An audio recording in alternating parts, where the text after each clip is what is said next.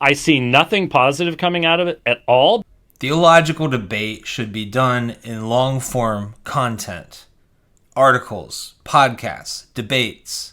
Put your 40-round mag into your AR, rock it back, and start pulling.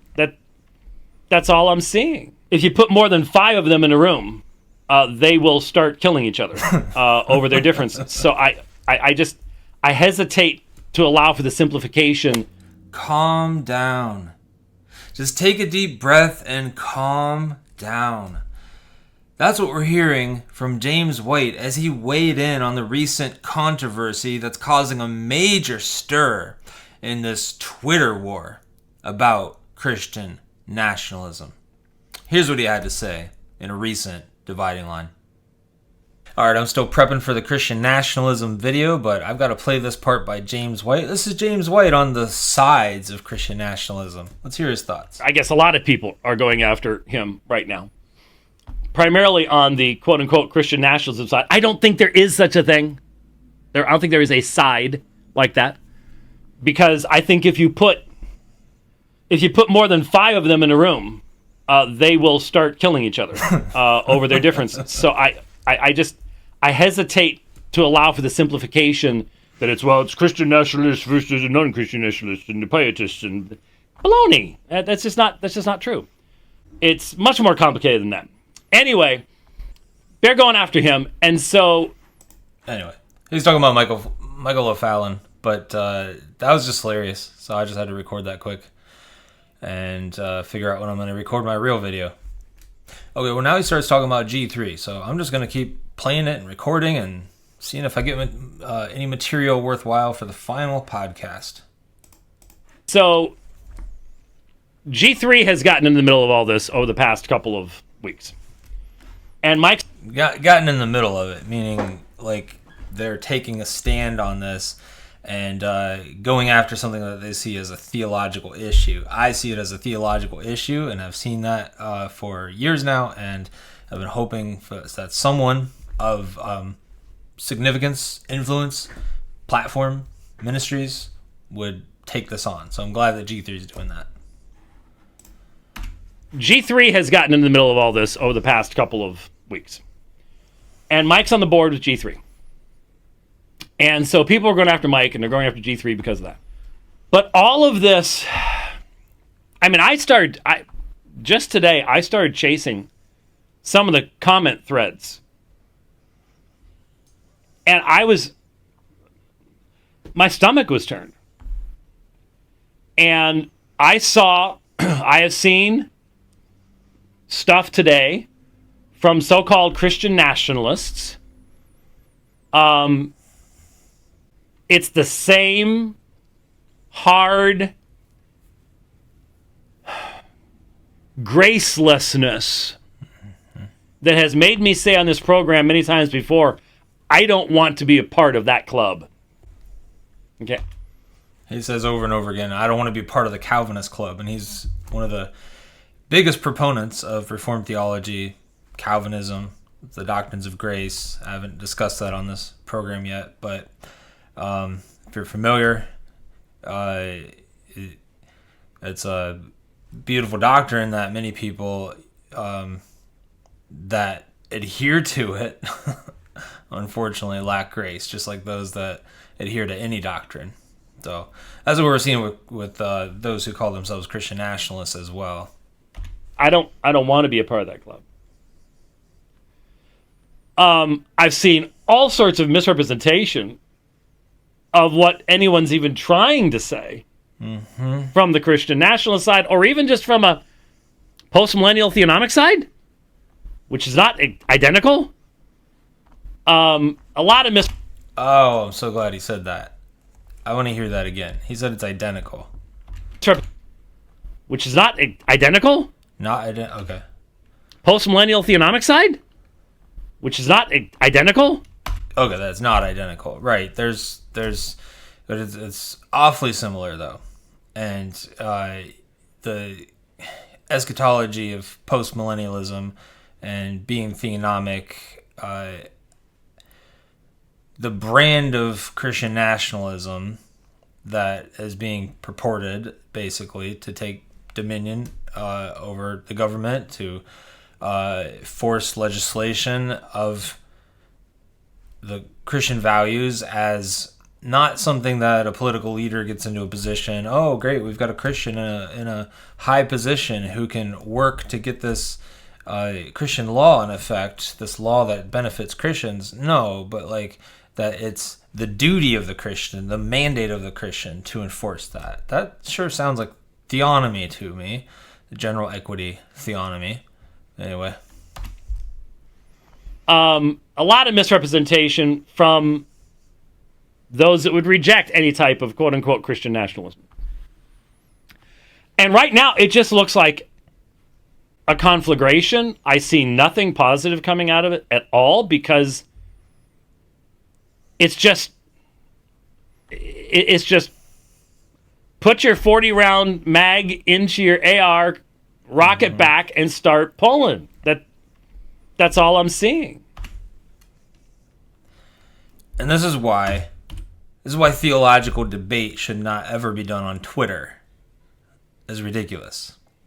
People are attacking G3 because they're not engaging enough and fast enough in responding to tweets, but rather they're pumping out published articles.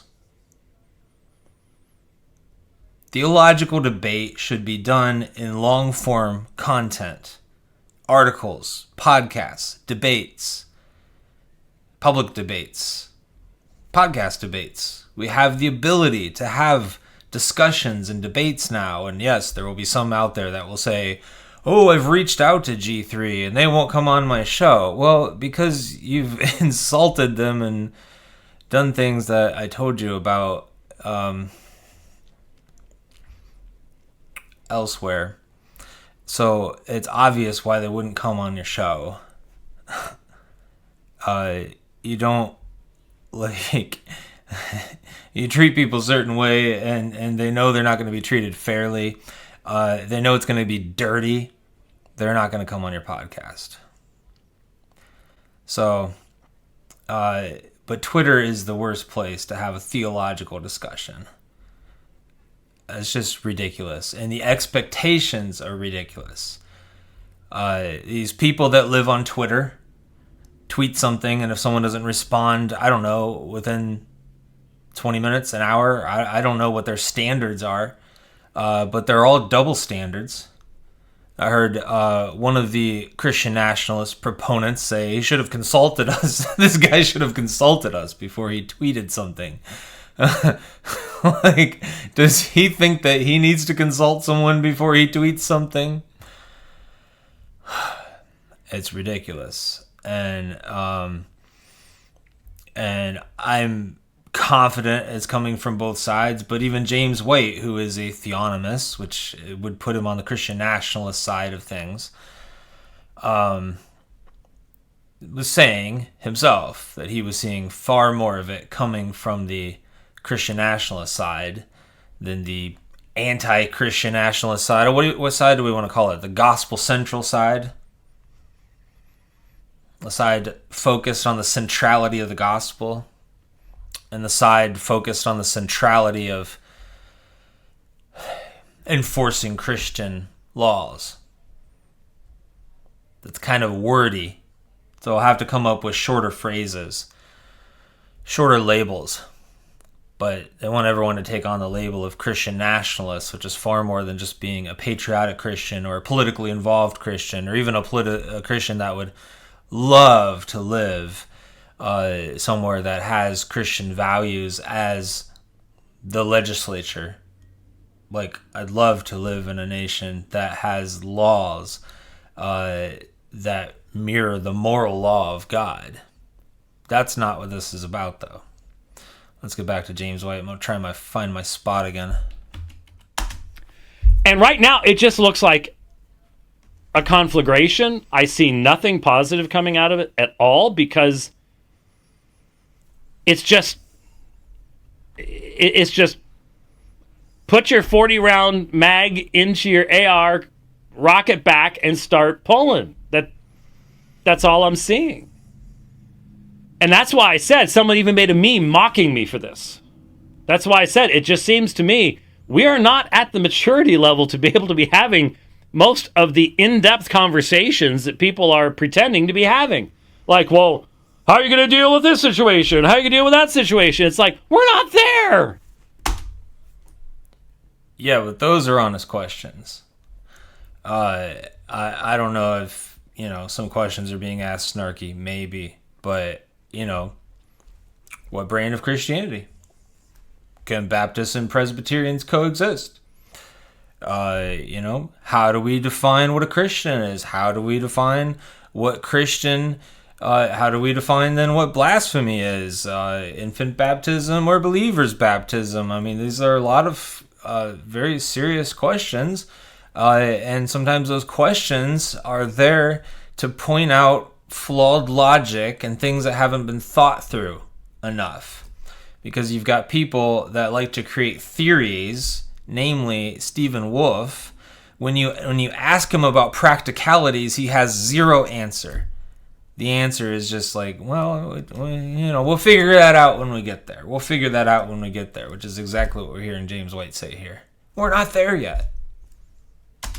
That's what I was trying to say with a lengthy tweet over the weekend, I think, that everybody needs to take a few steps back, take a few deep breaths.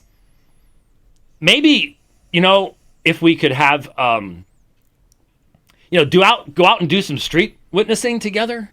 Maybe some prayer times, some Bible studies on something other than that topic.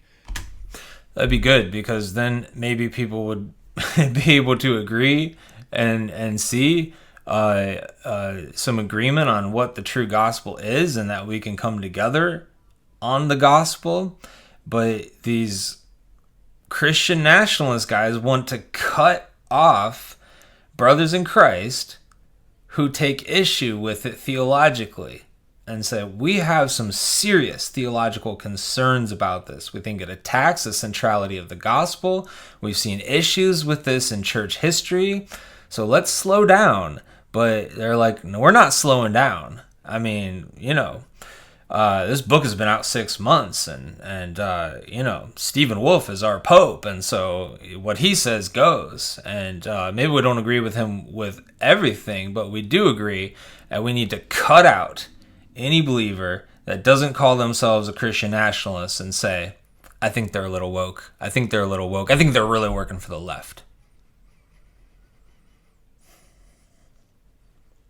That seems to be the kind of thing we're hearing. That is what we're hearing. Like, sanctification, growth in holiness, something along those lines. Yes, Christ-likeness, sanctification, growth in holiness. Like, those are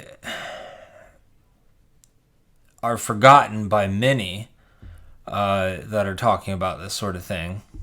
At least many of the people that I have seen discussing it on their podcasts. It's like not even a thought anymore. It's not even a thought. Like, that's what Christianity is about. If we could just back off and go, take a few breaths and go, from my perspective, all right, from where I'm coming from. Now, it's worthwhile talking about when someone says Christian nominalism is enough. Okay, that's problematic. Yes. That's an issue. Got to deal with that. It's got to be put into some type of context to even begin to understand it. They would say, we didn't say that. We said cultural Christianity. Same difference. Cultural Christianity is Christian nominalism. It means an unregenerate believer. Maybe they're regenerate, maybe they're not. But it's not ever been used to refer to regenerate Christians. Up until the last year or 6 months, it's always been negative. Like, you're attacking cultural Christianity. To that I'd respond, I've been attacking cultural Christianity my entire Christian life. Why would I change now? Why would it stop now? Cultural Christianity is terrible. That's to be distinguished with living in a culture that upholds Christian values. That's not cultural Christianity. because most people in the culture may not even consider themselves Christians, but they adhere to those values, like murder's bad. There's one man, one woman. There's two sexes, two genders. So that's different than cultural Christianity or nominal Christianity. But there needs to be a willingness to recognize, you know what, we're all new to this. Those of us that are older, I've already confessed more than once. My generation accepted and lived on the basis of the myth of neutrality. We thought that the state could be neutral. We thought that the state could just continue on borrowing from the Christian worldview, borrowing such foundational principles as rights come from God because we are created in his image. You are innocent until proven guilty, comes from God's law. These types of things.